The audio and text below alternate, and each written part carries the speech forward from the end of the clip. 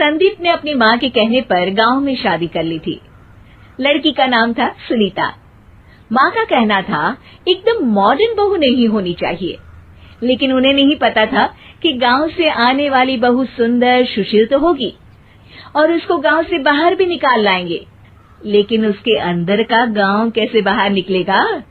शादी के कुछ दिन बाद, माँ टिफिन तो देना जरा। बेटा अब तो स्कूल नहीं ऑफिस जाता है, माँ से नहीं अपनी बीवी से टिफिन मांगा कर। ओके माँ। सुनीता टिफिन ले आओ। एक किलो टिफिन, इसके अंदर पिस्ता डाल दिया है। पिस्ता? पिस्ता क्यों? सास जी ने बोला था ना कि आपको पिस्ता बहुत पसंद है। ओहो, मैंने पिस्ता नहीं पास्ता बोला था, पास्ता। पास्ता? कहीं होता है पास्ता? अरे बेटी तू रहने दे, मैं बना दूंगी। अच्छा किया कि पाव भाजी बनाने का नहीं बोला, वरना किसी के पाव बना देती है। सुनीता को बुरा लगता है, लेकिन उसकी नादान हरकतें कम नहीं होती। ऐसे ही एक दिन, अरे तुमने ये क्या लगाया है? अरे आप वो फूस फूस करके लगाते हैं ना, वही। डियो? का दियो? किसको दियो? अरे वही ना जिससे खुशबू आती है। हाँ हाँ सही पकड़े हैं। अच्छा लेकर तो आना। कौन सा डियो लगाया तुमने? अभी लेकर आते हैं जी। संदीप की बात मानकर सुनीता अंदर से खुशबू वाला फुसफुस लेकर आती है। OMG! OMG मतलब ओ माय गणेश ना। अरे OMG छोड़ो, और ये खुशबू वाला फुसफुस की बात कर रही थी तुम?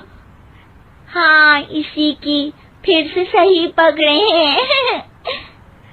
अरे देवी, लेकिन आप सही नहीं पकड़े हैं, ये डियो नहीं है। डियो नहीं है तो क्या लियो है? अरे ये रूम फ्रेशनर है, जिसको कमरे में छिड़कते हैं, खुद पर नहीं। कोई बात नहीं, माँ कहती थी आत्मा किराएदार है, शरीर एक किराए का कर्म। हम शरीर पे ये डाल लिए तो क्या फर्क पड़ जाएगा। अरे बहू, ओ बहू, मेरे लिए फल तो ले आ, फिर मैं बाजार जाऊंगी। सुनीता अपनी सास के लिए फल लेकर आती है। अरे बेटा, पपीता, तरबूज और सेब फल ऐसे कैसे खा लूं? काट कर तो ले आ। माँ जी, मेरे गांव में तो खेत से उठा के सीधा खा लेते हैं। अरे ये तेरा गांव नहीं है ना। अरे संदीप, तू ही कुछ समझा देना इसको बेटा। मैं कैसे समझाऊं माँ, ये तो माइक्रोवेव को भी भट्टी बोलती है। कल मैंने बोला हाय कैसी हो, तो बोलती है किसी को हाय नहीं लगानी चाहिए। अरे सुनीता, तेरा क्या होगा? अभी तो कैसे बताऊं माँ जी, अभी हम कुछ करेंगे फिर पता चलेगा क्या होगा, लड़का या लड़की। हे भगवान, कहाँ से आ गई है? रामपुर से जी, आप ही तो लेकर आए थे मुझे। अरे मुझे माफ कर दो। पहले कोई गलती तो करिए जी, आपकी तो सारी गलती माफ कर देंगे हम। हाँ अरे बहू, मेरी बात सुन। फल यानी कि फ्रूट जब भी लाए ना तो काट कर लाना, ठीक है? जी ठीक है माँ जी, फल यानी फ्रूट यानी काट के लाऊंगी। सुनीता रोज ही कोई ऐसी हरकत कर देती जिसकी वजह से उसे घर में दो बातें सुननी पड़ती। एक दिन, माँ मेरे बॉस घर पर आने वाले हैं शाम को, उनका बर्थडे है, फैमिली साथ नहीं रहती उनके, तो यही पार्टी कर लेंगे। उनको अच्छा लगा तो शायद मेरा प्रमोशन भी हो जाएगा। मैं ना फ्रूट केक लाकर फ्रिज में रख दूंगी और तेरे साथ आज खाना मैं बनाऊंगी, ताकि जब साहब आए तो खाने में कोई गड़बड़ ना हो। शाम को जब सारी तैयारियां हो जाती है, संदीप के साथ बड़े साहब भी घर आते हैं। फ्रूट केक तो ले आना बहू, फिर खाना खाएंगे। और इस सब की क्या जरूरत थी, आपने बुलाया वही काफी है। सर, आपका परिवार शहर में नहीं है तो हम ही आपके परिवार जैसे हैं सर। इतने में ही सुनीता फ्रूट केक लेकर आती है और बड़े साहब की टेबल पर रख देती है, और जैसे ही केक के ऊपर का बॉक्स हटाती है, ओह, ये क्या है? केक तो कटा हुआ है, मैं तो ऐसा नहीं लाई थी।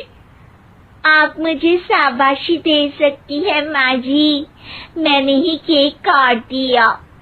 आपने कहा था ना, फल यानी फ्रूट यानी हमेशा काट के लाना, तो फ्रूट केक भी तो फ्रूट ही है ना, तो मैंने पहले ही काट लिया।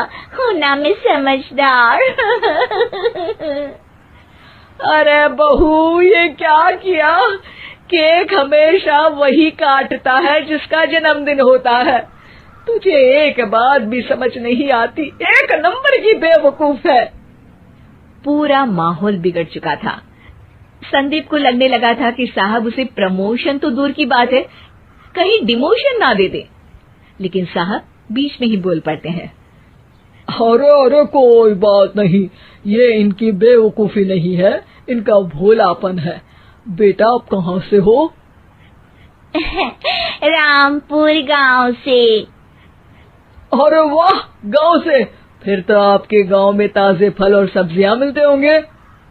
हाँ, सही पकड़े हैं, हम तो काटते भी नहीं, सीधा खा लेते हैं।